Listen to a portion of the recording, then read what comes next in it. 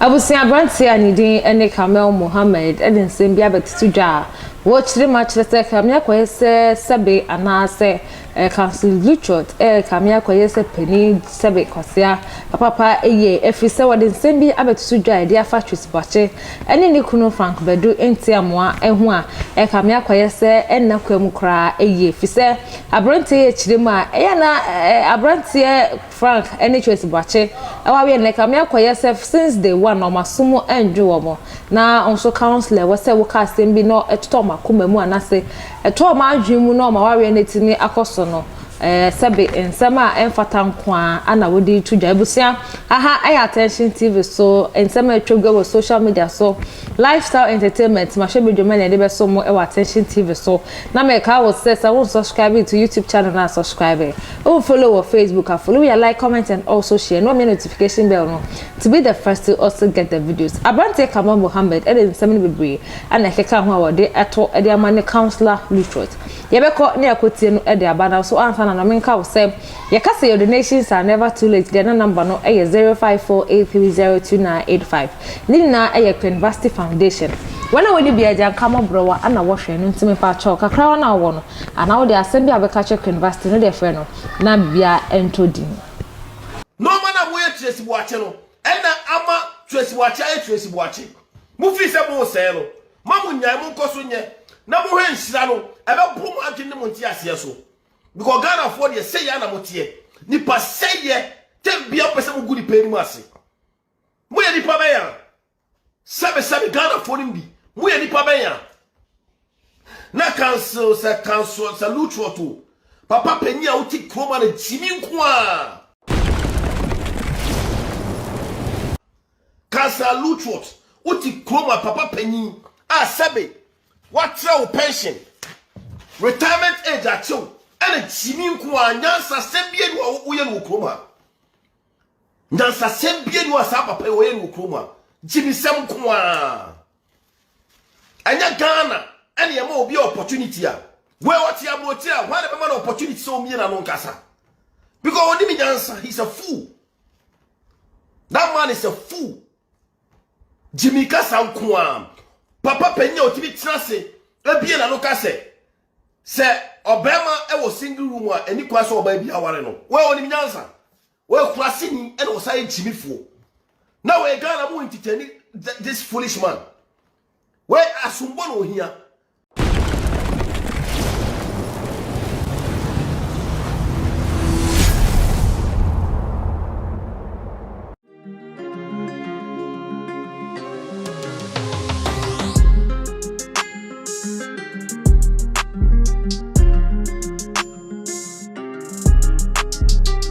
Hi, I am Edmund Smith, and I am with the Study Abroad Department at Dreams Consult. We assist potential students or clients who are willing to want to go and study outside the country. We are in partnership with most of the universities all over the world. You just have to meet the requirements from the school. And if you meet the requirement from the school, that is it. So we assist with the process for the application to the school, and then we also assist with the visa process. So just show interest and let Dreams Consult assist you in the process. Thank you.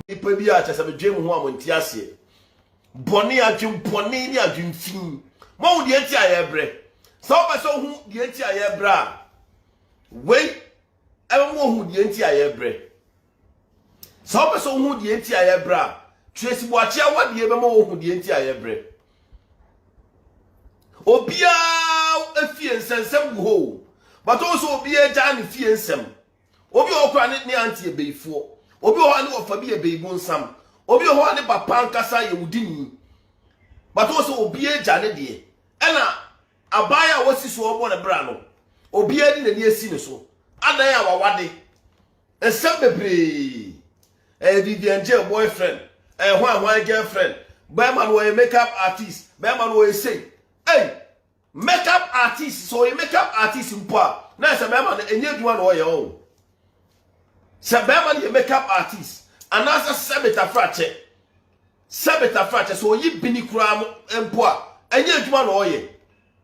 Now, because of a baman or near Juma, then sanka. na no so nka just otiwo se bosom no ba mo mati ase se be ma no mpo oye adwuma o baabi obi e ka de onim obi e ka de ope be ma ne adwuma o mo si oye adwuma na emu oye makeup artist meaning say be ma no or a breath for a hustler. He's also fighting. He's also trying hard to make life. Hey, I don't know class is sema do so sa. Mumu bi ba ese di pashia mo ne achi mo ne abu me ka bia because no man mo an air time. Mama mo ni bre no adedi pefe. Ah we are seeing na Gyimi amu Gyimi. Mama mo ni bre no aye open. Obi e hwemo. Ele mo ye mo class ni o ma. De wususu aba no ebeba wo so. Ade na opese eba Tracy boache so no ebeba wo de wo busuafo ne wo ma eso because hey so Paul ni a friend so e no be da na Paul dia Tracy boache ni pa be no ku no Tracy boache kro no be no wabo Tracy boache ni pa sen wo ku o mo Ghana ho Tracy boache kro no be no wabo no Ghana ho aboni blend sa wo show obi ano oba bia ba betena se wo hwe ne ejie bia ne pemi ejie bi ene omo ho basa bi ano ba betena camera so adan Tracy boache we enkrasefo o ema me kanu kra kire mo we e Jones pa we enkrasefo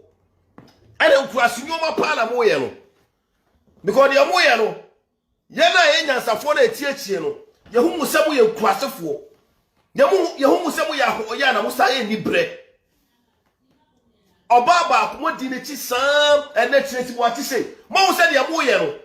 eno na e ma ne kosu no ma na moya no eno na e ma ne tumpon no ma na moya Tracy boache no ena ama Tracy boache mu fi se mo se no ma mu nyan mo kosu nye na mo hwe nhira no ebe brum adwene mo nti ase so because Ghana for the say ya na mo tie nipa say ye tem bia pese mo gudi pe ni mo ase mo ye nipa be ya sabe Ghana for bi mo ye nipa be ya na council sa Lutterodt papa penyi a uti kroma na Gyimi nko a Counsellor Lutterodt uti kroma papa penyi a sabe what throw pension retirement age acho ene Gyimi nko a nyansa sembie ni wo ye no kroma nyansa sembie ni wo sa papa wo ye no kroma Gyimi sem nko a anya Ghana ene ye ma obi opportunity a we what ya broti a why the man opportunity so mi na no nkasa because odi mi nyansa he's a fool. That man is a fool. Gyimi kasa nko a papa penya otimi trase ebie na no kase se obema e wo single room a eni kwa so oba bia ware no we oni nyansa we klase ni e no say Gyimifo na we Ghana mo intiteni this foolish man we asumbo no hia abro na ese Ghana fo ya bono because Gyimi oni nyansa no obi awade na wade na obi tiwo ya man 6 months ya man 7 months ya man 1 year na wade ni begu se Tracy boache awade egu nempo ene wa wade ene egu nempo a Tracy boache kwa na wade wa Ghana na wade egu se Tracy boache se de mo kan kwa de mo susu na bamu a Tracy boache kwa na wade egu Abusia abante Kamel Mohammed nsem ono so betoto ede amane Counsellor Lutterodt ede fa asamba komienu bia ono so kotena ase ede ka efa Tracy boache ene Frank aware ho no ana ede abesomo e wa Attention TV so yeda se de bia we inspire you more yema money hwa money